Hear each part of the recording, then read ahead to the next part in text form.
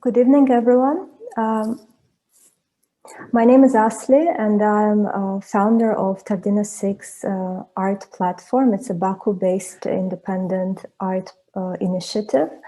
And as you might know, we are organizing now the online events, Zoom-based webinars titled Tap Talks. And today we are happy and honored to welcome Mischa Kuball, Düsseldorf-based artist, who I had an opportunity to work several times and who have visited Baku a few times in the past years. And we are really grateful for his availability and time. So if you haven't seen Mischa's practice live, you have a chance to check his artworks on his website, as well as if we look at the projects that he did in Baku, he made two light installations that were available in quite unusual places.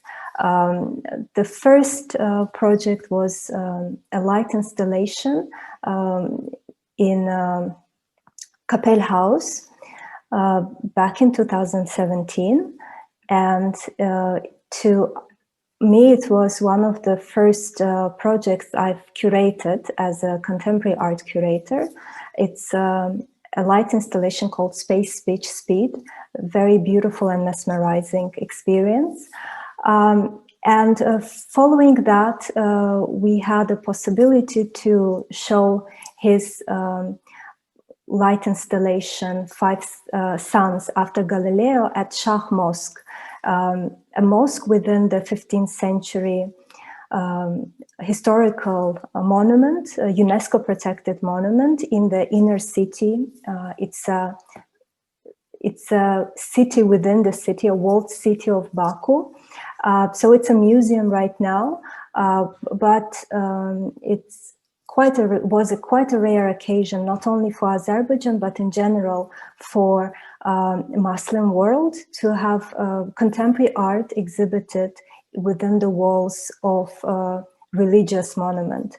And we had a very interesting experience of also communicating and collaborating with not only the museum management and the management of the inner city, but also with the local community to make sure that our work is understood, accepted, and supported.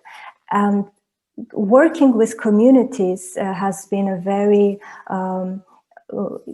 normal, I would say, and a long practice of Mischa Kuball, because a lot of his artworks and art projects are community-based, are engaging various types of art collaborators and visitors. And today in particular, our event is focused on his ongoing initiative that is called Public Prepositions. It's a group work of interventions, projects, performances that he's been doing for several decades in various parts of the world.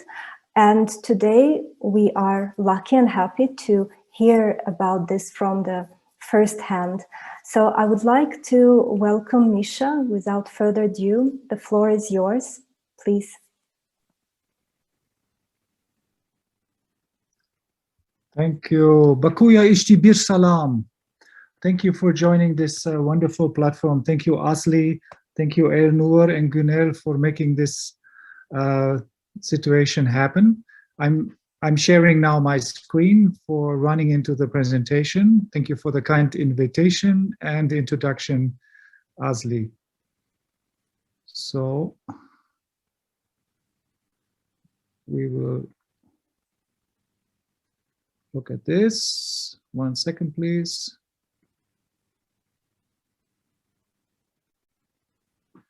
So today's presentation is going to focus on the question of, let's say, maybe also especially to the current condition of how people are disappearing out of the public space because we have to keep physical distance. As a result, we have a social distance situation most over Europe, and some countries may change in the next weeks into more normal situation. But right now, I think the art world, in particular the practicing artists, the contemporary artists, are very much affected from the COVID-19 rules and the results from this pandemic situation. So public preposition, as I started this project in 2009, my first intervention was at the Venice Biennale. I was invited as a collateral event. It was at a Caserma Conalde, very close to the Arsenale, as you are maybe familiar with the situation in Venice. And since then, I interacted in different public situations, and also due to the collaboration with Vanessa Jo Müller. She was presenting her ideas on the European Kunsthalle a couple of days ago at this Dino 6 platform, which I personally think it's very, very enriching, and I was following this conversation. And she was putting together a publication with the same name, Public Preposition. And she said that maybe a selection of projects I did for the last 4 decades should also be considered as a public preposition. So from 1977 on till today, here and then, I use this format for interactive and maybe also inviting collaborative structures in the public space. So for today, I made a little bit of a presentation, and I will start from here now. Okay. So first of all, I give you a small little sound and visual idea of the presentation of Human Praise, an installation in the city of Chemnitz, who has now been appointed for European Cultural Capital in 2025. This work, Human Praise, is based on lyrics Bertolt Brecht wrote in the years between 1932 and 1938. Verschiedenste Informationen, die selbst in sich stringent bleiben, von außen zu verändern. Ja, ich sehe es euch an, es interessiert euch. Ja, ja. Schauen Sie es an, nehmen Sie teil, lassen Sie sich bewegen oder eben auch anstoßen, wie Sie. You just saw 2 actors. I think they work as professional actors for the local theater in Chemnitz. And in the beginning of the preparation of the project, which I'm going to explain a little bit later on, is they were kind of collaborating with me and helping me to organize the situation. And it was Patrick Wutke and Katharina, and they kind of took the real text and transformed it in a performative structure. So in the situation, there were kind of let's say, living bodies and acting bodies towards an unknown and unspecific audience in the city of Chemnitz. The second slide I'm showing you right now is a typical situation, as you may remember, when the very public, all over the world, Occupy protests started. I think in the 2012 was one of the peaks. I think 2008 as a breakpoint of economic crisis, which has a worldwide effect, because it was making money out of money, and there were no products involved. There was no production or industrial background at all. So in this situation, we see a rich, in terms of language and addressing the protest, a rich situation where it was worldwide spreading. Here in front of the stock exchange in New York, the protest was kind of concentrated because the stock exchange in New York is kind of a main target for this kind of criticism. Till today, the financial world is very active. It has been even more increasingly. Just recently, you could see there was a worldwide rebel on the Reddit platform against the big shareholders and investment funds, as they were playing shorten on GameStop, and so they were trying to buy in and to manipulate, no, not manipulate, but also create new hype on this very, let's say, weak company. But it didn't work out in the end. The investment funds, the big ones, still won. So it is about circulation of information. It's circulation also of finance in a global sense. And I think it's very important to understand this is also part of our global and actual situation. So this is a picture showing the protests in Taksim Square in Istanbul, because, you know, there was about real estate investment. The protest started about the transformation of the Gezi Park. And so, but the protesters very soon had been accused and politicized for being evil to the state, and questioning the political power in Turkey. So I think from there a lot of protests have been deriving, and I think it still shows that the, let's say, the autocracy in Turkey still refers to that initial moment, starting with the protests in Istanbul. But also the question is how the protest is organized, and what does it say about, let's say, the presence of the body in public space, especially in a world where we are trying to support the digitalization, which is going to develop in a very fast speed. At the same time, the question is the role of the individual, the role maybe of organized, not only protesters, but say unities of people who are gathering for a certain interest. How are they going to address their topics? Here you see Günel, who's Günel, who's standing in front of the media building at Taksim Square and addressing his protest in a silent way. So then, after day, more people were joining him, also silently, and some were reading, as you can see, the person next to him with the torch. So it is the idea of, let's say, developing, let's say, new formats, new language in public space. But it's also a reintroduction of the body as we know it in the arts from the 1960s and 1970s. Think of Helio Oiticica, Elijah Clark from Brazil, or maybe Bruce Nauman. The space underneath my arm, so the space underneath my chair. So you find this body relational art, and I think it also refers to a political condition in terms of representation and presence, especially not only in the institution of museum, but also in public space. Here's a very most recent picture, I'm sorry for the quality, from Belarus, as women, even, you know, now starting to be more present in the protest situation, and here they are protesting against the false election in Belarus. But also this protesting, and maybe also to find a kind of appropriate representation in the visuals. You find here the protest of a group of people, group of men who were working for the city cleaning company in Memphis, Tennessee in the 1960s. And they are even more not only protesting for better payment or more respect, but it's all about, you know, to be respected as a human being at all.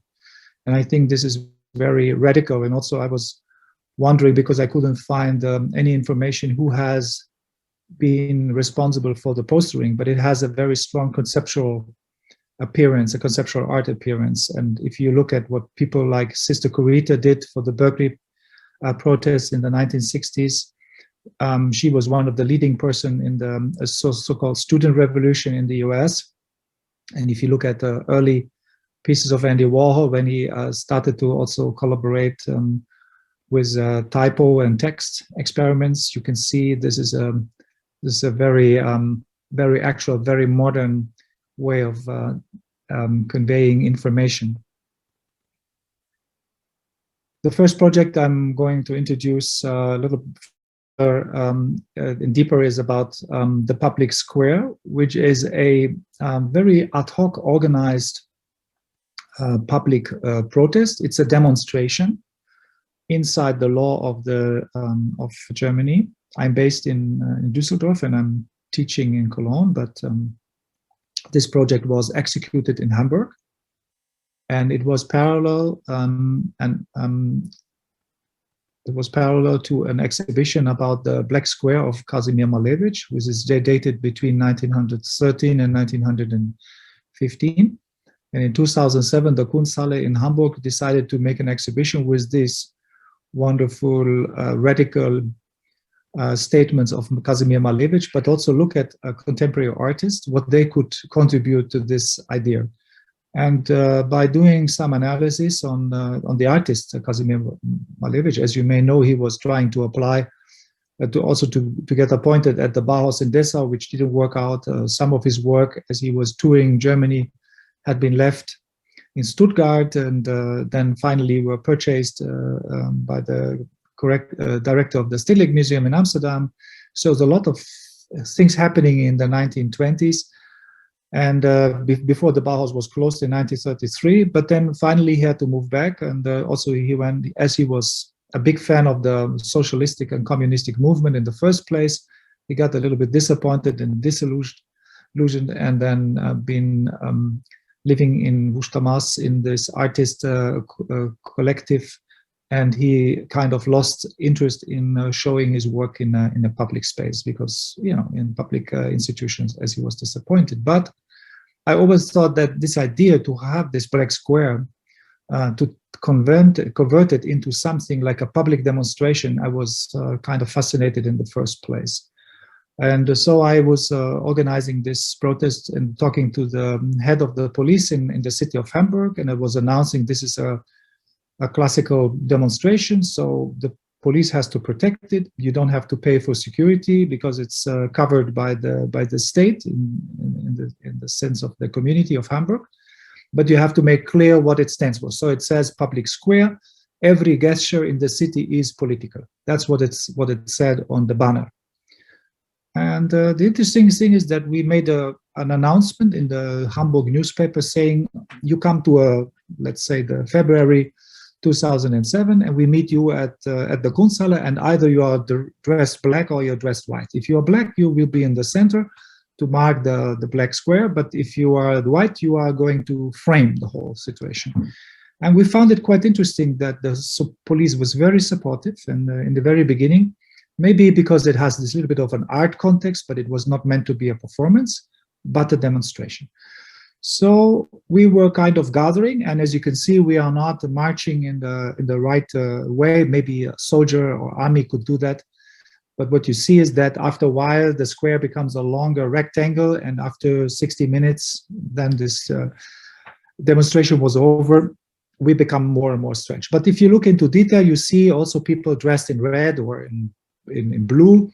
And if they're dressed in red, they say this is the new black. So it also turned out that, like this picture I showed from the Occupy New York, people are turning, even if the invitation is clear, in public space, outside the museum box and the art world box, people are taking it in and consume it and interpret it the way they want. So there were like 5 people chanting Smolensk, the city where Kazimierz Malevich was born. But that was not organized by myself. It was just happening, you know, in this kind of sense. Also in terms of speed, there were 2 monks. I think one was from Tibet and the other was from Kurdistan. They walked together and they had their own pace. So they were not interested to keep in the same line with the people they started with. So it's also referring to this kind of idea. There is the notion, there is a concept, but in public space, things turn out to be different. But more interesting is that the same police who was giving me the permission to organize this walk is responsible for the one-day kettling and the kind of a prison for one day in public space, as it was called police terror, it says, against nuclear power resistance. 800 people have been kept caged without water, without sanitation, without any support, you know, inside this situation. Can you imagine? These police people had been very much criticized for doing this.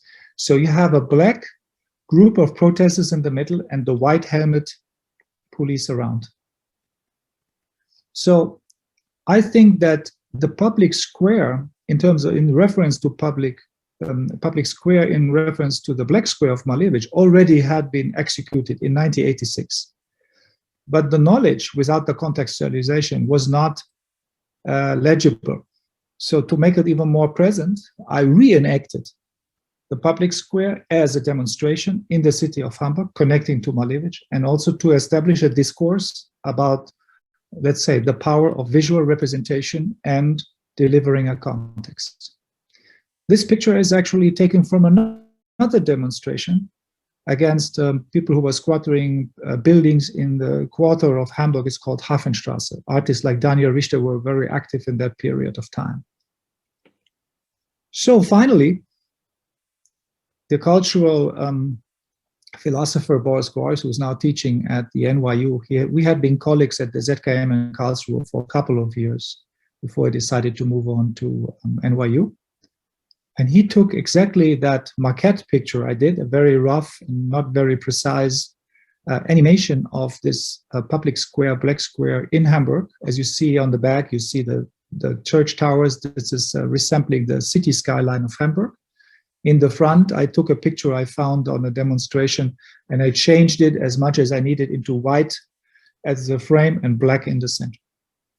So art power is illustrated with this picture. This is the only picture in the publication, which was printed in 2008 for MIT Press, Massachusetts. I would like to take you into a very dark phase of the German history. This picture is taken in the night of from the 9th to the 10th November in 1938. And I just let you know, this was also the time when Bertolt Brecht was writing his Human Praise lyrics. The city's biggest synagogue in Hanover, in the center of Germany, was set on fire, as almost every synagogue in the country. And this is let's say, the beginning of what we remember or recall Shoah Holocaust. Shoah means this is the victim of fire, and I think this turns out to be a very profound proof of what happened in that period of the beginning of the visibility of the Nazi regime. I think since the nights of the pogrom, people living in Germany could not say they did not know about the preparation of the genocide. Just by chance, a very small synagogue nearby the city of Cologne, in the small village is called Stommeln, only 10,000 people are living there, has remained as a synagogue because it was already not used in November 1938 as a synagogue. Already in 1936, the small Jewish community in that little village left for Tel Aviv. They kind of sensed that there is this Nazi regime is going to produce trouble for the Jewish community. So the synagogue was already transformed into a storage room. In 1991, through an initiative of a volunteer fire worker, the former synagogue was renovated. Even the Torah shrine was there, but it was empty. So it is a cabinet, but no Torah. And since '91, they invite international artists to collaborate and do with the project, and also think of site-specific installations. So the idea is that you have one room, one artist per year. So it's very concentrated, it's high concentrated, and it was established by Gerhard Dornseifer, who unfortunately died in 2001. And from the very beginning, he was in conversation about the project with Angelika Schallenberg. She is still in charge and operating the project. Just recently, people had the chance to see works by Franz Erhard Walter, Walid Rath, and the very last installation, which ended last year, was by Alfredo Jar, an artist who is based in New York. And I think his critical work, in the sense of the art market and the system, is very, very much known. So when they started in 91 with Yanis Kounelis, the second artist invited was Richard Serra. The third was the first German artist, Georg Baselitz.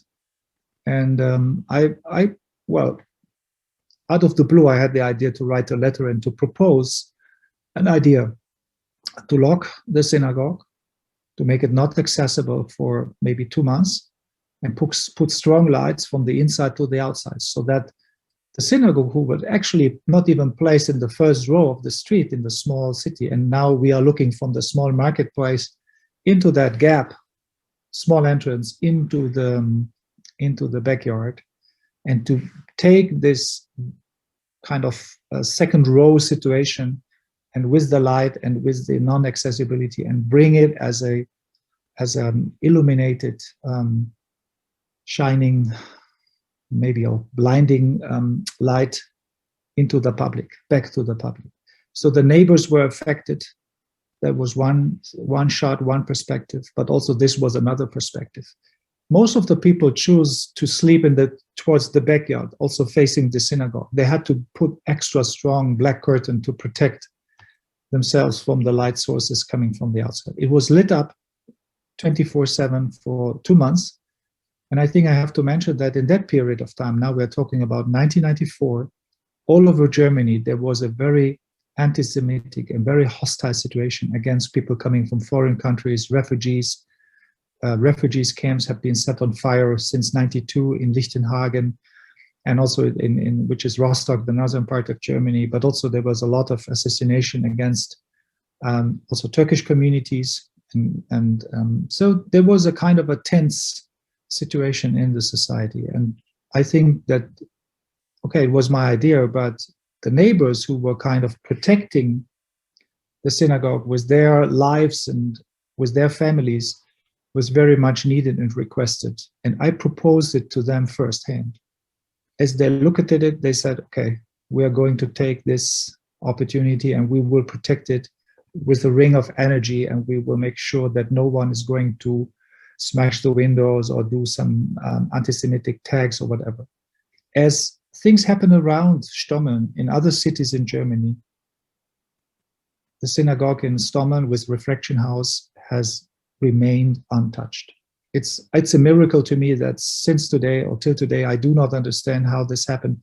I was actually personally attacked in my backyard here in the studio in Düsseldorf, and I'm not in the first or second row, I'm even in the third row, but anyway, people found access. But the synagogue, in the way it was so strongly visible that it's visible itself, was kind of creating a protecting shield against any kind of aggression. Yeah, well, that was a deep way back to the to 1994. Maybe because of the of this experience in Stommeln, I also have been invited by an initiative. It's called a City of Garden in the city of Katowice. Katowice was applying for this cultural capital title I think it was around 2015. But they failed. Wrocław, a city next to Katowice, got the title, but the energy in the city was so strong that the initiative kept on going. So they invited artists like Santiago Sierra, Dinus, and Mike Chapman to do pieces for the city of Katowice. And my idea was to create a ghost tram. A tram was painted white, and the windows was frost foil, and put a driver in. It was actually a volunteer. The volunteer was Olga. She was 52, and she was volunteering to drive in the night. She had absolutely free access. She has no tour. She was unpredictable, appearing and disappearing in the city. So sometimes, as you can see on this picture, a car was parking in front of the tram, knocking at the door to get information. What the hell is going on here? We cannot use the tram. Why this lit up tram is going just, on tour for some nights. So we had an unpredictable schedule, an unpredictable tour, an unpredictable rule. And finally, we found out that people were writing to the mayor of the city that they have seen their grandmother in the tram. And I didn't understand, because I thought maybe Olga was discovered as a grandma and I didn't know it, but it was actually the connection made between the concentration camp in Auschwitz, 60 kilometers away from Katowice, and this ghost tram. I think the ghost tram had been converted by the population, most of the people in Katowice, into a vessel to put in their personal experience with the concentration camp and the Nazi regime occupying Poland. So we have some information on the Warsaw Ghetto, but it's very hard to take in how the individual experience may have been during that period of time. And the concentration camp, as we have two different situations, kind of a village type, which is the first settlement of the first concentration camp, and then the second was built on those, let's say, railway logistics. It was about a station where the people were arriving and they were deported from there to the different houses, either for work or for medical experiments or whatsoever. So it was really a disaster. So the genocide is based on a perfect logistic system. And I think some people looking at the ghost tram has been reminded, without knowing who was the author. I was not published. I was not in public. Visible was the project in the first hand. There was no press release. There were no information. We were going full experiment to see what's going to happen if we do something in public space as such. I think it was a very strong response to this intervention in the city of Katowice, which actually lasted in total 4 or 5 nights. But we put this 5 nights like in a time frame of 8 evenings. So we had 2 days of experience, 1 break day, and another 2 break, 1, and then finish. So in total, we kind of even increased the number of variations where this, or if not, maybe you wait the whole night and you wouldn't see it at all, or some people were trying to make some documentation and put it online or whatsoever. So it was a very tough experience also in terms of the responses I mentioned before. Here's more in the city center.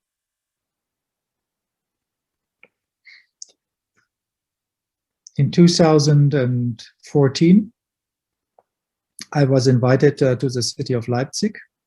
Leipzig, I had a very close relation to. I was teaching there for 2 years in 99 and 2000. My dedication there was something, about public space. This is also the title of my professorship in Cologne, Professor for Public Art, which I think it's a kind of a newish situation, newish setup. It's not so much about a curriculum, it's more about testing, experimenting.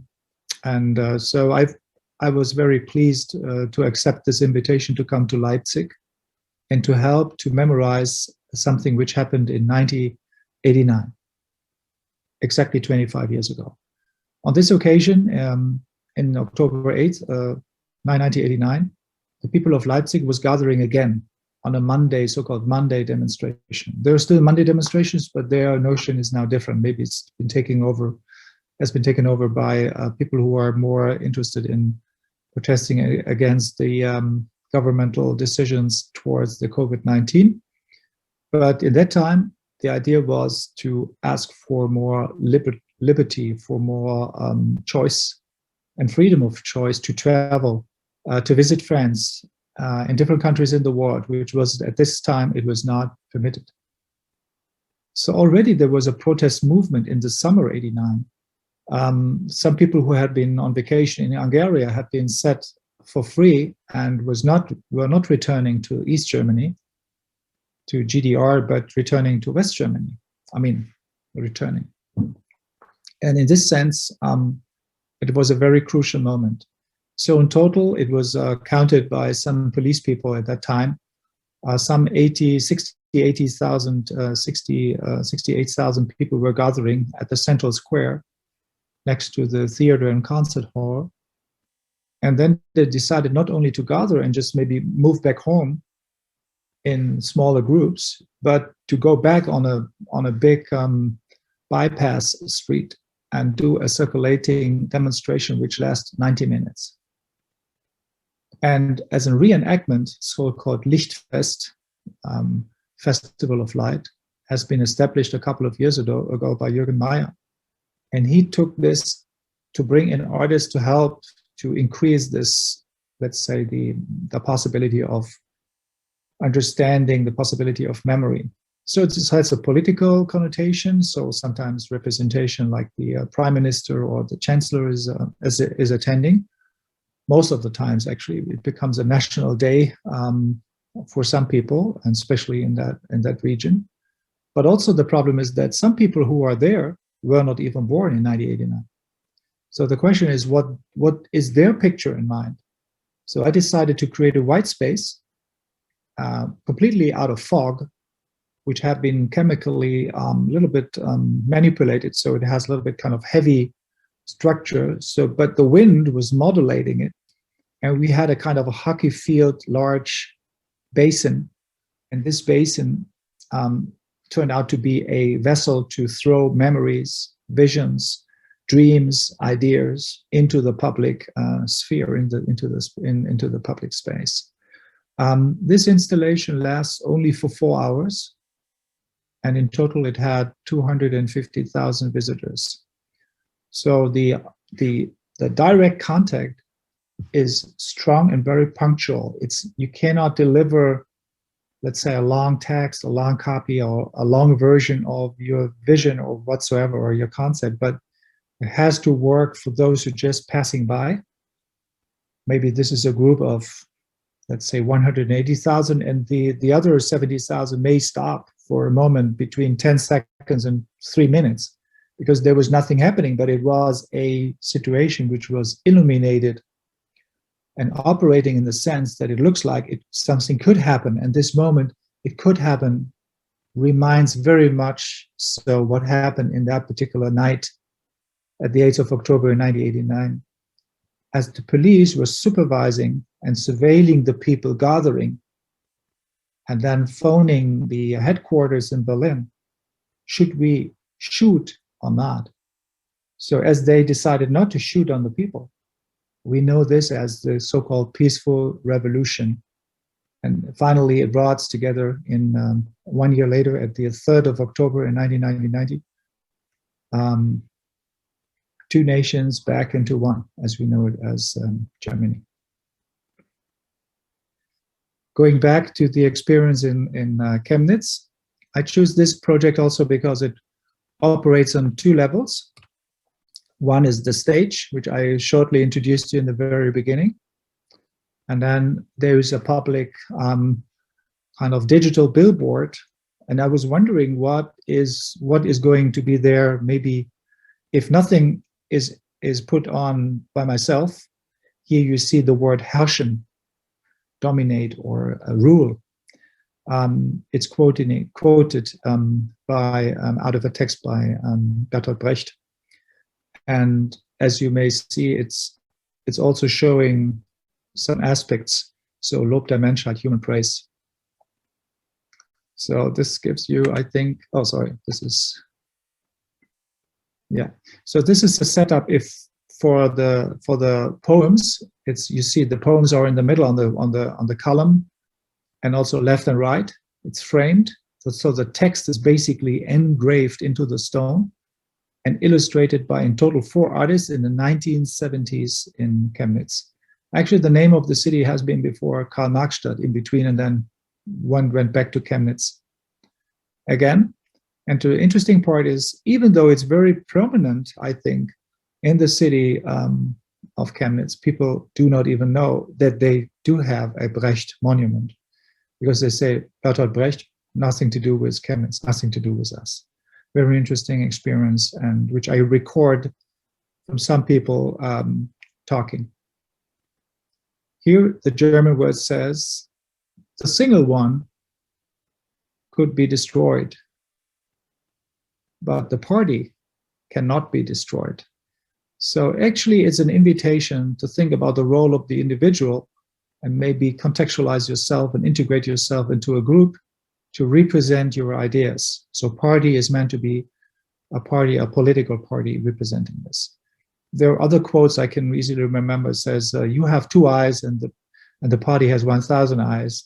I think from today, looking back in what happened in East Germany during the communist time, I think people will not see this in a positive sense.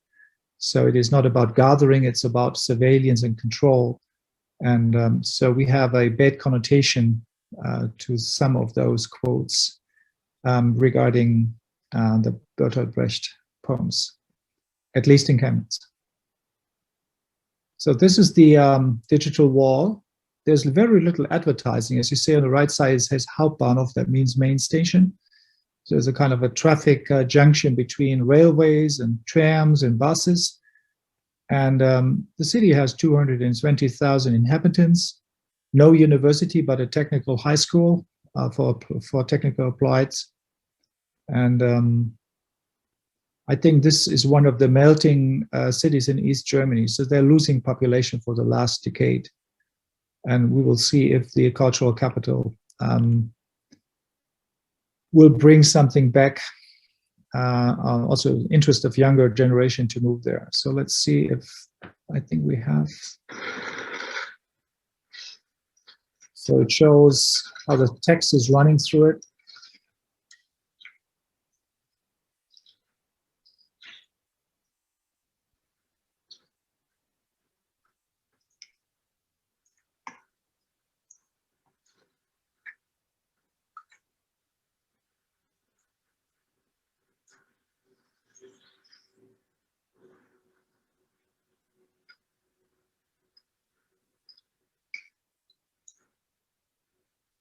So the size is quite dominant. I think it's quite prominent to see. And I also choose to integrate text, which is kind of responding to Bertolt Brecht.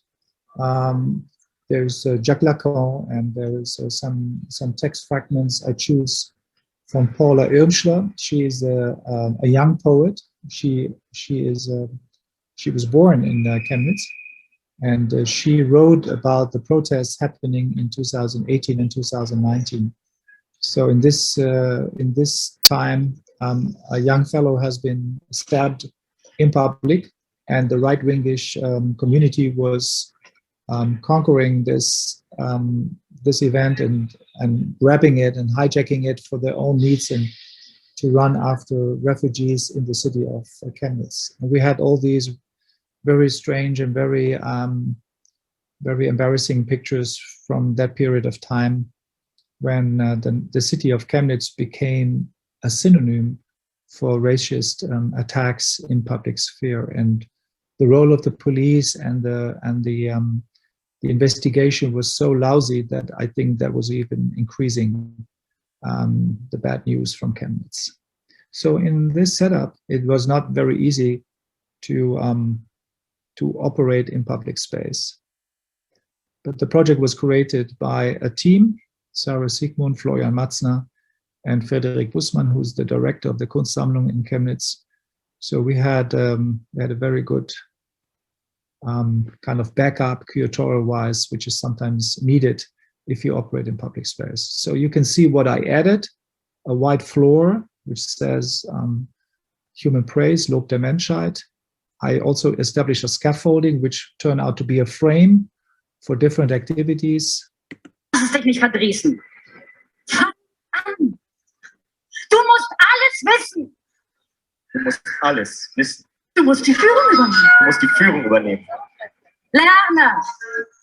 Mann im Asyl. Lerne. Obdachlose. So these quotes from Bertolt Brecht has been directly addressed to bypassing people. So they were kind of surprised. Some people were kind of a little bit scared as they raised their voice by the intonation of the lyrics. Some of the lyrics were also part of what's engraved in the stone, and some was taken out of a bigger context out of the lyrics of Human Praise.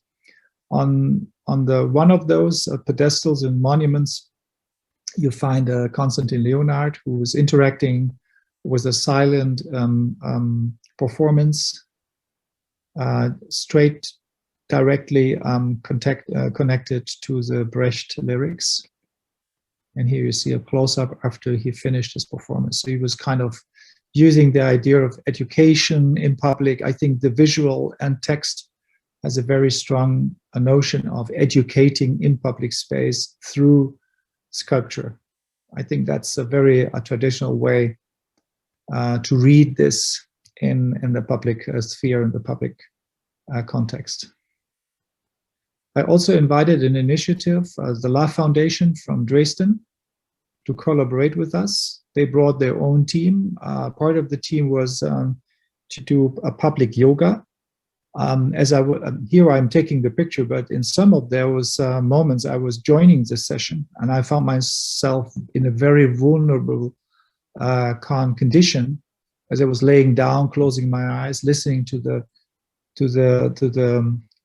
wind and the leaves of the tree, but at the same time, I understood that I'm exposed myself in a very fragile context in the city towards those people who were just passing by. But it was an interesting experience, and I'm happy they joined. Also, the Out of the Working Class people were giving input.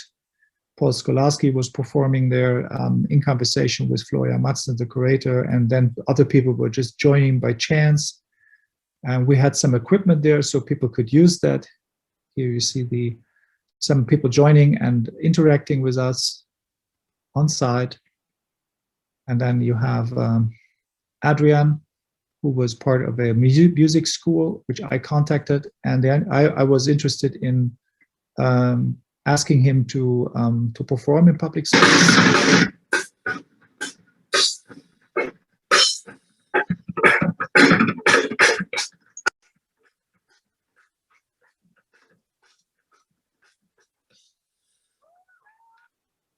I think the interesting thing is for him, it was the first public appearance. He always works in his rehearsal room.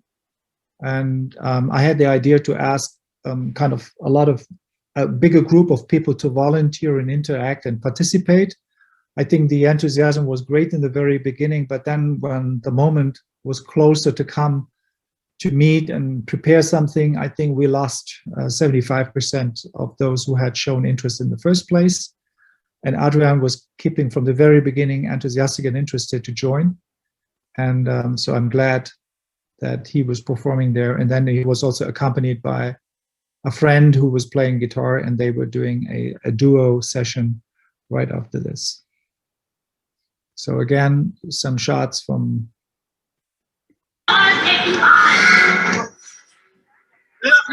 Nicht niemals. Was wir wollen, geht niemals. Wer noch lebt? So they did it in total 3 times during the period of the presentation.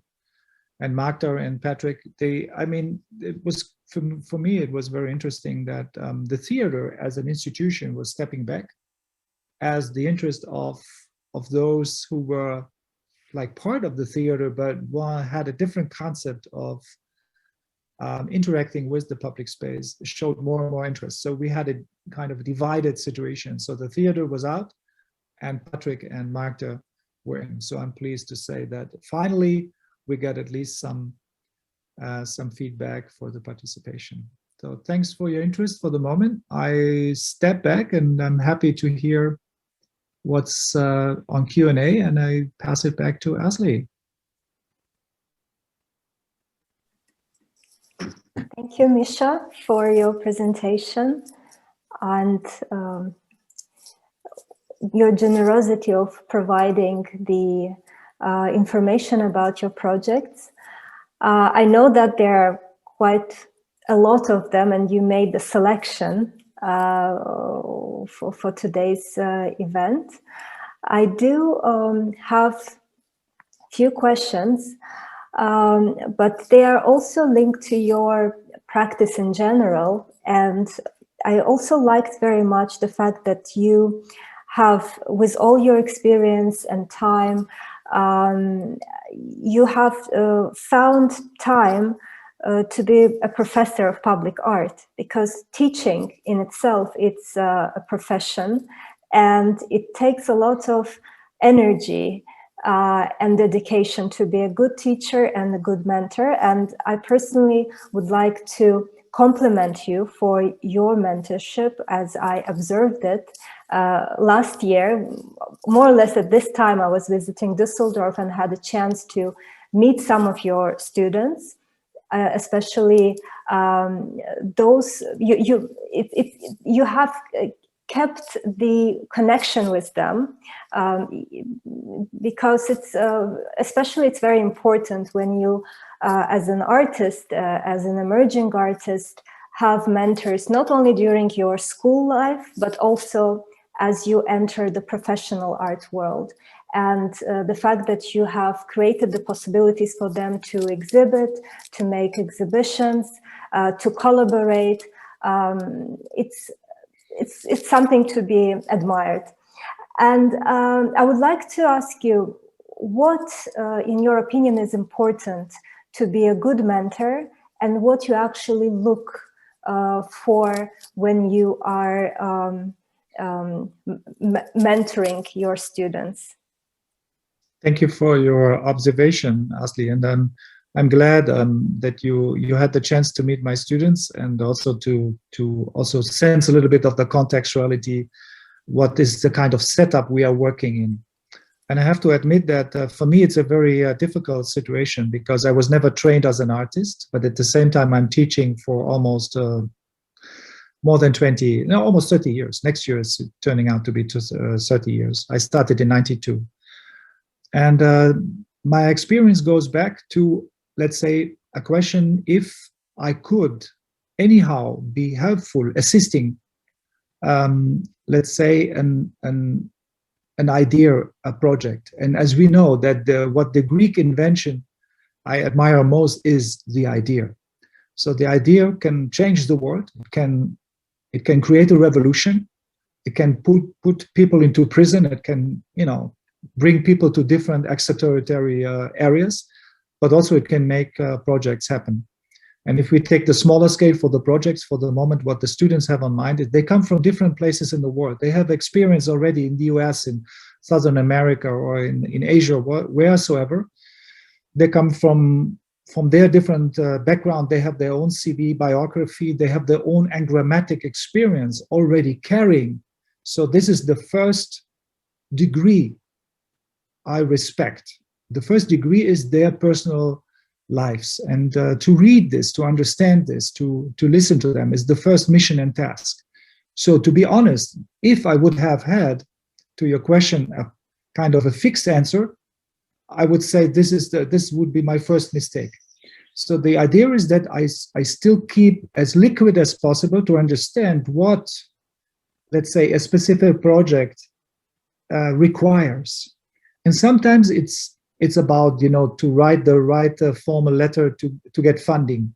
In the other occasion, it's about finding an appropriate space. In the other occasion, it's maybe to find an appropriate person to talk to get permission, or to get support, in terms of location, premises, whatsoever. So if I look on my teaching practice, I would say beside the individual needs and requirements, where I put myself into the position of being a tutor or assistant to them, to the student ideas. On the other hand, I try to be a lobbyist as much as possible for the students. A lobbyist who has on mind that in this particular time, since the COVID pandemic, and now we're talking about almost a year now, where the students reach a certain level of invisibility, as there is no project going to happen in public. There's no exhibition, there's no publication coming out, very little here and then, very few. But in general speaking, there is the increasing invisibility.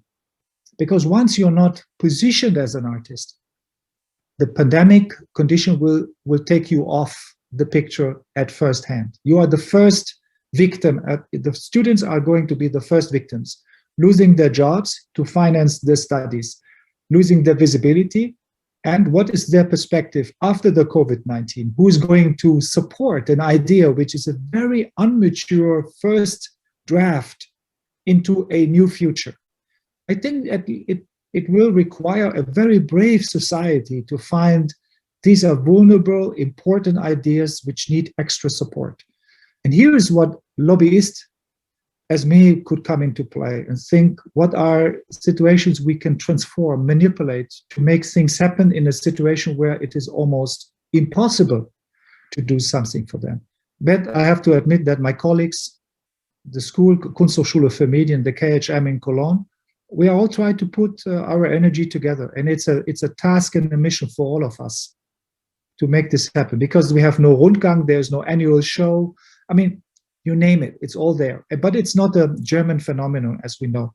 We have colleagues in Budapest who are reporting this, and other places in Europe, in Poland, in Katowice and also in Warsaw, where people say we cannot, at this, also under the very specific political circumstances, it's even more difficult to get through all these administration obstacles and to increase the knowledge of the new projects of the students.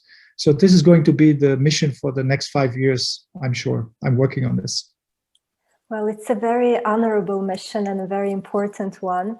And we in Azerbaijan also struggle with the fact of visibility, but not only visibility for students, but visibility in general. And this could be a topic of a completely different discussion that could last for hours.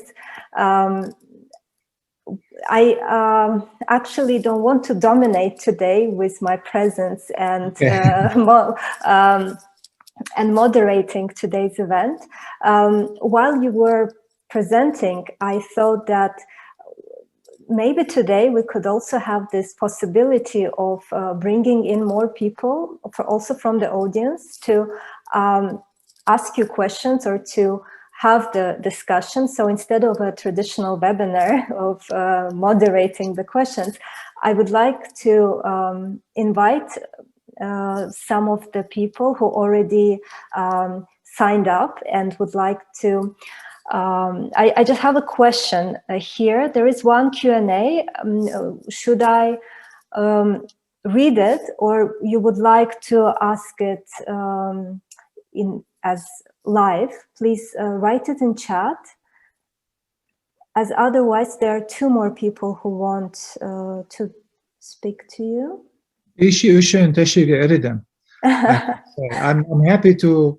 I'm happy to respond to your interests and your questions. Thank you so much.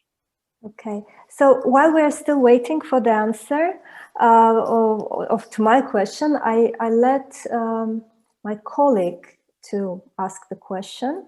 Yes. He was first. And let me see. Azat, you're now able to speak. I could also promote you to panelist if you want to show us your face.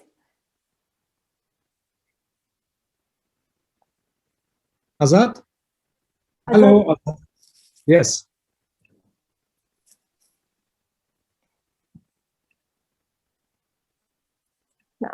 I should promote to the panelist, I guess. Okay. Yeah, please speak. I think you could.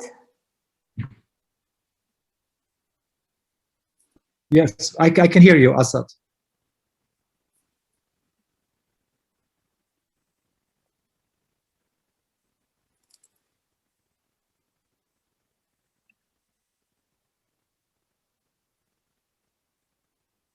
Do we hear the?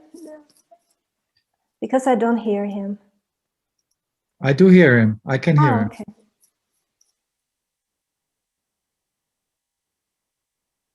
Hemkarım Elena Şamaz ve Paris'te. That I had when I was listening you, it's about the political conservation of your works. Because I was reading and I was wondering how it's possible and in some way to represent or reactivate some of the works.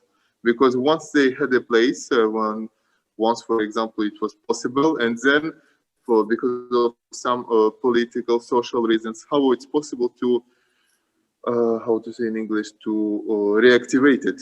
And this question of reactivation with question of conservation also imagine that in a public museum or it becomes someday, so one day, one of these part of public collection, how it's possible to reactivate it?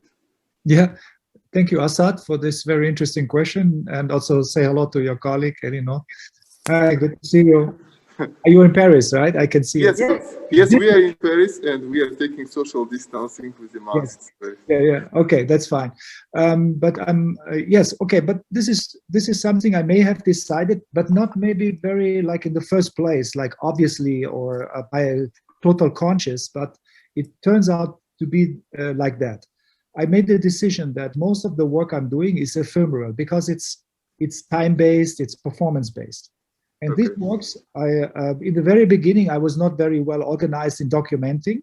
Like from the very first piece from 1977, if you look it up, you find very little footage, photo material. But then I realized that if I document it, at least it can be, transformed in a publication. So what I mentioned in the beginning is the public preposition, if you look it up, edited by Vanessa Joan Müller. She's based in Vienna, and she was curating there, curator at large at the Vienna Kunsthalle. And she was putting together this publication. And I think 90% of these works, it's just meant to be at that particular time, in that particular moment, at that specific location. And I think some of the works you could not even consider or even think about doing it again. Like it's so much attached to a memento. And the memento is not about to be reenacted, but we can talk about it like in the presentation or as a practice, let's say to talk about the experience, what was the strategy, what was the material at hand, which kind of, let's say, how I address the media, how I address the audience, how, and what is left. If you have a good photograph of an of a radical installation, it can be transmitted in time as, like the first piece by Daniel Buren, when he decided to leave the gallery with the stripes in 1963 and in Paris, and then he was putting, it onto the outside of the building. So that is one of the first pieces he did into the public, out of the gallery, out of the box. Maybe if you do a reenactment, it seemed to be silly, but if you look at the documentation, it has its own value. I think this is something to believe in oral history, to believe in the transformation of information in the sense of being part of an archive, which we provide a general access to. Publication, web, whatsoever, or maybe some footage material which is available in different discourse and debates. I think this is an interesting way of surviving. Don't ask about economy, because it's very difficult to make a living out of that. Because you have to ask like a theater, like an actor or a singer, you have to ask to be paid for your performance. I think in contemporary art, there's a paradigm shift about that. This turns out to be a slightly small possibility to make a living. As I could see and sense by the students, some of the students are deciding not to do video or photography, but to work performative in public space. They're just being confronted with the same question as you bring it out right now. And thank you. You also mentioned Daniel Buren and his intervention. Also, I remember that when he wasn't invited by Zeman during this exhibition, the One Attitude Becoming Forum, he did an intervention in the Bern city. And, exactly. People get some of these papers that he put on the wall, and they are part of the collection. But the question is, I'm wondering for you, it's a status of the document or an art piece? Because Daniel Buren, he theorized this question, and I would like to know for you, is it the status of document or an art object? It's depending. There are projects which are based on an interventional performing character, and they also produce artifact and art product, as you may, like a photograph which stays on its own as an artwork. But some of the material is just meant to be material like equipment. Without the context, without the let's say the action, it has no value. Okay, but this is something which I decide during the process of the project. So synagogue project, Ghost Tram exists only as a document. Okay, there's no artwork left out of this. Okay, thank you. Except we share the same experience. Okay. Yeah. Thank you very much for your answer and Thank you, also. for your presentation. Thank you. Tu vas avoir le problème du couvre-feu. Oui, à bientôt à Paris. À bientôt à Paris. Oui. Bye. Bye. Bye bye. Bye. Salut. So I will now invite another participant. This is a good friend of ours who is joining us from Vienna, if I'm not mistaken, if she's still there. So please, Tatya, I think you are already online and you could speak.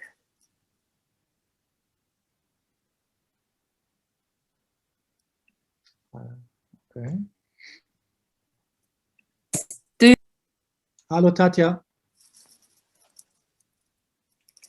Tatya, you have to put your. We have to unmute you. Yeah. Yes. Hello. Hi. Yes. Yeah. Hello. Thank you, first of all, Asli, and thank you, Mischa, for your lecture. I'm an artist myself, and I'm teaching too, and I used to work in public space. My question has to do with this tendencies you already talk about with COVID-19.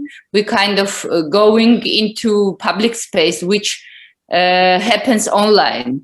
I was already part of the parties, online parties, in framework of film festival, whatever, public parties. What kind of maybe ideas or some like maybe some contents you have in your practice in this direction, or maybe in your teaching, let's say, direction, if you have discussion on this topic, because we don't know how the things will develop. Public art becomes more and more important, I think. Mm-hmm. Yes, I share your observation, Tatya, and thank you for your question. Well, the situation in Vienna, I was talking to Vanessa we had the exchange this morning, and the museums, it was actually Barbara Holub, a colleague of mine based in Vienna, and she told me that the museums are open since the beginning of February, and but now people are kind of insecure. They don't know if this is going to increase the COVID infection again or not. So maybe there is another third or whatever, how it's numbered, wave coming also with the mutations of the virus. And I think there are two ways to deal with it. One is just to observe and to stay calm and hide yourself and protect yourself and do nothing. Or this is what we are practically doing with the students. We find new spaces which had not been detected as a typical art space before, and find new collaborations. Here is the example. We are, through the COVID-19, we had no permission to meet like a colloquium or seminar inside the KHM. So we escaped from the school. We made the public sessions outside and keeping the distance, like 2 meters. And we build a circle out of 10 people, max, or maybe 12, and we have this 2-meter absence. Because of that, we created a big circle in front of the Cologne Cathedral. We went to a cemetery, one of the famous cemetery in Cologne. And we went to a so-called bicycle race stadium, which has a 250-meter wooden track for the bike races. And since we met there, the people who were going there for rehearsal, for training, they stopped and started talking to us. What are you doing here? And we said, yes, we are doing a seminar under the blue sky in this environment, in the kind of arena situation. And then they showed interest in our work, and we were observing them. So finally, we are preparing a project which is taking the sport into consideration and to modulate this and convert this into a Greek drama.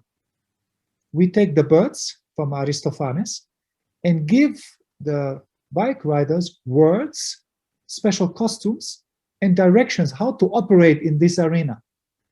And we are now waiting for the moment where we can bring in audience. But I think just to wait and observe the situation and keep calm and doing nothing, it's not going to prepare us for the post-COVID times. So I think we have to balance between the impatience of an artist to interact directly with the situation, and also we have to balance the danger and opportunities to operate in between the frames of security.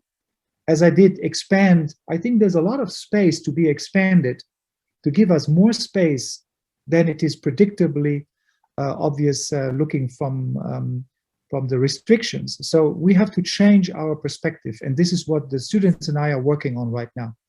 And we will do a research trip tomorrow as we collaborate with the museum. They're working on a big show with an artist who's based in Berlin. If the artist cannot travel to this museum in Belgium, we will take over the museum and do some performative actions. And we do this because we are going there now to prepare for the case maybe happen or not, maybe not, and then we do it later on, but it will not be for nothing. So we have to operate, and also we have to be visible in public space, as if there is no art show, there is no critique. So we also disappear from the feuilleton, we are disappearing from the news, from the newspaper, we are disappearing from everything. Tatja, and my observation is, if we continue like that, people won't even miss it in a year from now, because, you know, people are always trying to arrange themselves in different circumstances. So there is no advice, but I would try to reflect for myself and say, I want to be an active part of that debate, and I don't want to be passive in the sense that people direct my life or my artist practice in their direction. So I want to keep control, and also in terms of searching the right topics to interact with and to do some actions in public space. Does it help, Tatja? Yes, thank you, thank you. Thank you, Mischa. Thank you. Very nice, thanks. Thank you, Tatja, for your question. And I would like now to read the question that came in Q&A. So I will read it loud. One of the things that has come through in this artworks is that they take on a very spiritual dimension as they inhabit the public space, such as the synagogue being protected by the energy and intent of the community around it. The artworks make people really examine their actions and intentions. Can you speak a bit about your feelings as an artist when you see this kind of reaction as people connect with your work? Yeah, I was very hesitating. Thanks for the question. Who was bringing this up? What's his name? It's Leslie. Leslie. Okay, Leslie. I think it's very crucial to speak as an artist about, you know, things like sublime or metaphorical or even metaphysical in the sense of transcendence in the work one could carry or not. And I think when I was starting to work as an artist, I was very hesitating to use these terms in practical speaking about my work. But in retrospect, in observation, I think when we are just naming and framing, let's say, the material or let's say the basics and the concept, it is not giving a full perspective on what the work can do. I think it always delivers a certain moment where it going beyond the material representation. So I think I've experienced myself. I was at the Tretjakovskaya in Moscow, and I was in front of the Black Square, and I found myself in a very desperate situation. I read so much about it. I've seen it in thousands of pictures represented and published and printed in books and online and whatsoever. And I also have myself 25 books of Malevich, and you always find this wonderful, let's say, print of the Black Square. But in front of the Black Square, in the context of the Tretjakovskaya and the meaning of what has happened before, before 1913, when it was started to be mentioned as the black square, and what happens since then. This is not being understandable only by the way that you look at the parameters, at the, let's say, hard facts. So it's whatever, it's oil on canvas. I think it's an idea which has been converted into something we would call oil on canvas. And even though it has the binary structure, it's white and black, it's using a geometrical structure, it's so easy to read. But by let's say the easy accessibility, it offers a transcendent dimension. And it's a very, very interesting practical moment where you put yourself in front of radical painting, Joseph Marioni or whatsoever. So you see it, you see the red color, you see the yellow, and then something is starting. It's generated by the senses, by the neuronal connections in your mind, in your brain. It's reflecting on your experience with color in different life conditions. So it's so complex that I would say it's undermining and underestimating the complexity of a physical representation. So a stage in public space can be a very political, a very transcendental, a very religious component, but it's not that you put it in, that you say this is part of it, but it turns out it will be, let's say, it will be connected by its magnetism. It is kind of the mesmerized components in it. It's coming in the memento, which I also said to Assad, that the memento is also excluding the reenacting, because it is only created in that particular moment with that people around it, and it's making it happen at that specific spot. I think the circumstances, and I think if you read the questions Boris Voice was bringing up about let's say the space for art. I mean, how art is created, what the location itself has to transmit as a value. I think you understand the greater sense, Leslie.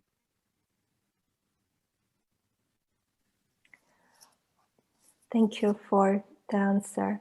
I actually want to go back to what we've discussed earlier about trying to find alternative ways to show work, to be relevant, to cope with the situation.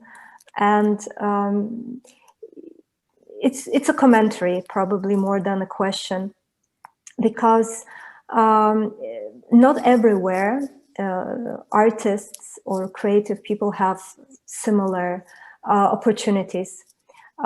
Germany in particular is a country where art has been very well supported, and Germany as a government has given billions of euro to support art in this very critical time. Whereas there are countries that haven't been very well known for support of contemporary art or art in general. And in the time of pandemic and crisis, this has become even more acute and problematic. There are a number of questions and doubts how it will all evolve, what will happen. I do believe that most of the success in these realities come from self-organized independent work.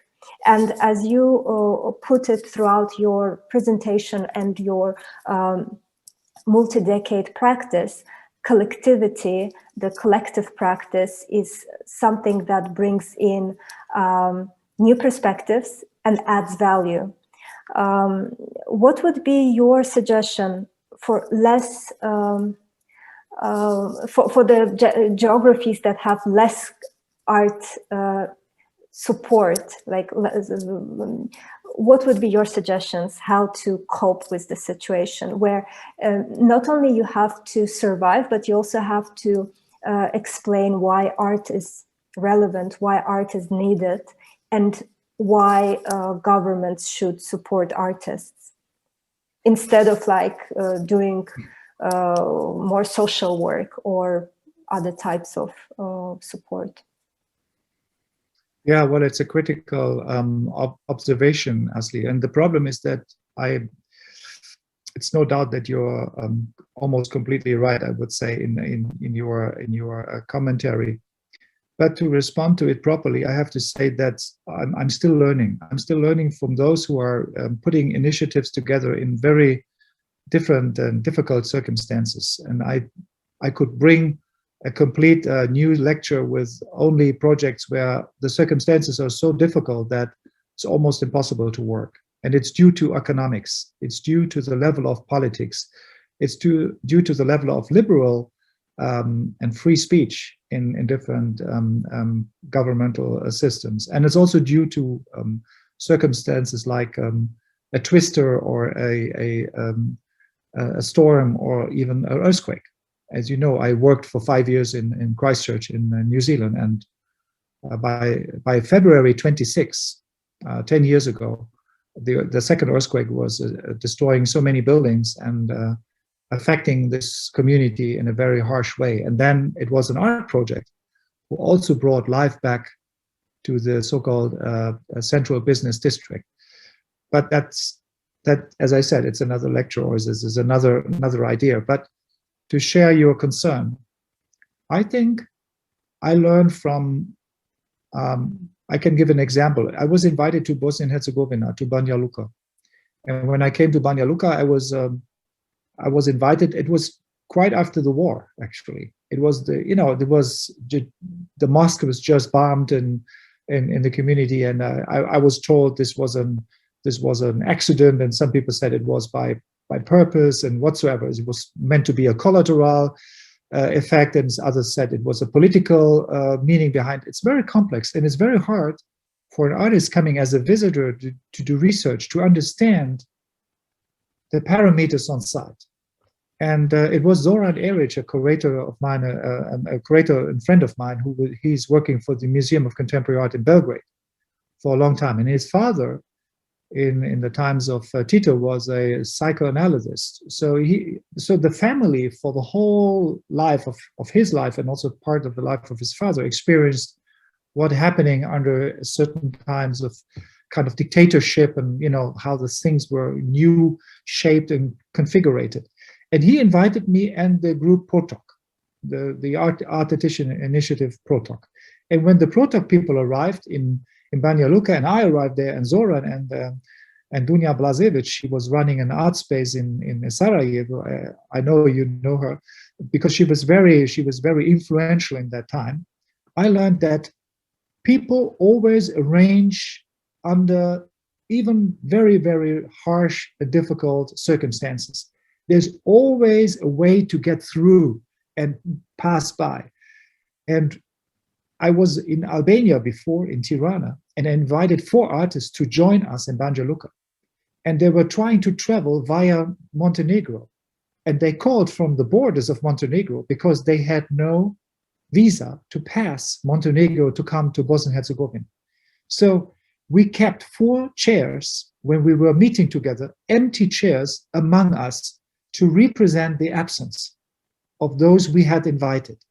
And I think that was very ad hoc, it was very spontaneous, but it shows that even the non-presence of those artists, they still were with us, and we were reporting to them, we were giving them by email or phone calls, we were trying to involve them. And we did a lot of straightforward political performances in the city of Banja Luka. And we did very little things, but it had a meaning in there. If I would ask a woman to play chess in public in Düsseldorf or Cologne against a man, has almost no meaning, except it's a game of 2 people. But to ask a woman in Banja Luka to play against the chess maestro in Banja Luka, who is a man, his crew, his peers were asking him not to play against the woman, because it already was a scandalon. So we also have to understand that what happens there and has some, let's say, representing normal standard, in another context means it's not only the political system which is referring, but it's also the level of social and social knowledge and social awareness in a community that comes into account.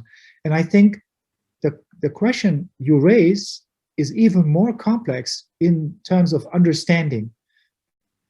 To wait for governmental, as we call it, systematic relevant professionals. These are the first one who get the vaccine, you know, and then there's another group of people who need to be protected because they are going to be very important for rebuilding the society. Artists are not mentioned in that list. So it's up to us as to those like Tatya, who she's an artist, and Azad and all the colleagues who are listening to us right now, to kind of bring in their own concept. Because once you send your proposal to someone, you are creating a new collective of those who know. Only knowledge will connect us. It's not that we have to wait for the political acceptance. If we wait, we will be missed out most of the times. So we have to raise voices, and we have to raise it as a single, but to join and gather with others to find a bigger platform. And I did it with a guy. It's Agnaldo Farias. He's a curator based in Sao Paulo, and he wrote to me about the situation with Polisario. So with the Brazilian president, that he's going after the LGBTQ community, and he's trying to control the art world, and he's diminishing the finance support down to zero, try to kill all these activities. Hello. Excuse me? Sorry, it's me. Yeah, and what happened finally with Agnaldo is I asked Elke Boer from the Monopol magazine and based in Berlin if she could give him a voice. And she did the interview and published it in Germany. So, and from here it could be spread to other communities. So if you can't directly address your criticism inside your governmental or your local situation, you have to play it via another media to give yourself a representation and to give yourself a voice. So there is not the answer, there are answers out there, and we have to always look at this local and site-specific situations to find the right, let's say, company to fight for more visibility, for more political representation, but not in the sense of governmental sacrification, but more to give us voices, to give us space for expression. Speaking about voices and space for expression, I would like to follow on your very passionate and motivating speech, and to say that we as Tardino platform are now working on the project together with our partners and colleagues from Trans-Europe Halls. It is an association of European cultural centers based in Sweden, Lund, to be more precise. We were the part of their startup program last year, and now are associate member from Azerbaijan. And in the following months, we are going to start a program called Cultural Accelerator, which actually tackles some of the matters that you raised, and how artists or creative people in general could communicate and develop horizontal relations within their community and also with the relevant stakeholders. Anyone interested, please check out our Instagram, our social media and website. Soon we will start doing our events. This would be online lectures and workshops. It's free for registered participants from anywhere in the world, because we also would like to use the online space as a new space for communication with the world. It was not very much used in the past, to be sincere. And with the pandemic, those few artists who were able to travel, who had this privilege of leaving the country, getting the visas, now precluded even to do so. I also would like to, as I look at the time, we are already have passed our 90 minutes. We're slowly approaching to 2 hours of our meeting, and because it's so interesting and we had like really nice ad hoc conversations with our attendees, I would like to ask if any one of you have any questions, if you would like to ask them live or in written. We have a few more minutes to do so. Otherwise, we say each other good night, good day, and with a hope to see each other soon. So it seems like we don't have any extra requests. I see that Mischa has also shared his contacts. Whoever wants to be in touch directly with him and have the questions, please do so. We would like to thank all our audience and for the questions, for the contribution. And Mischa, thank you very much for your time and inspiration. It's really important in this time and always.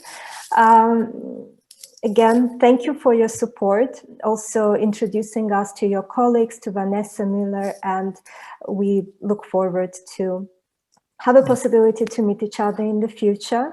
Yeah. You're always welcome in Baku. We miss you. And thanks, Elnur, for your help with the translation, and Günel for the support.